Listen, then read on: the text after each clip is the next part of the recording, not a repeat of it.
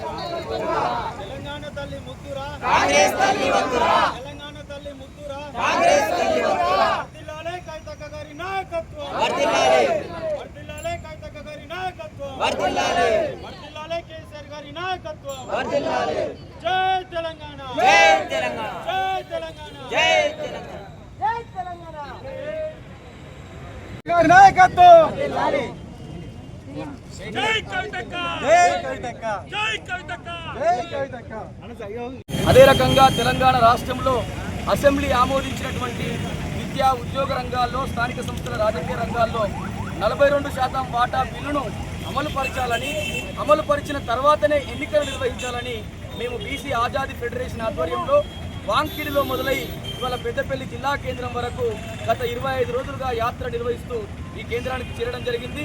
ఈరోజు స్థానిక బీసీ సంఘాల ఆధ్వర్యంలో ఈ యాత్రలో ఎమ్మెల్సీ కవితక్క గారు ముఖ్య అతిథిగా హాజరై తెలంగాణ తల్లికి పూలమాల వేసి మా సంఘీభావం ప్రకటించడం జరిగింది. మేము ఈ యాత్రను అలంపూర్ వరకు కొనసాగిస్తూ ఉన్నాం.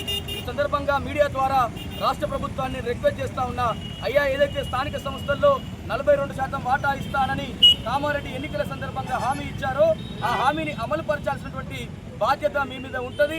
దానికోసం గతంలో అనేక పోరాటాలు చేసి మేమైతే ఆమర నిరాహార దీక్ష 12 రోజుల ఆమర నిరాహార దీక్ష కూడా చేసి ఆ బిల్లు కోసం పోరాటాలు చేసినాం.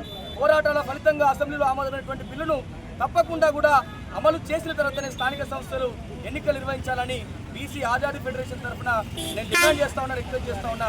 నేను జక్కని సంజయ్ కుమార్, బీసీ ఆజాదీ ఫెడరేషన్ వ్యవస్థాపక అధ్యక్షుడు.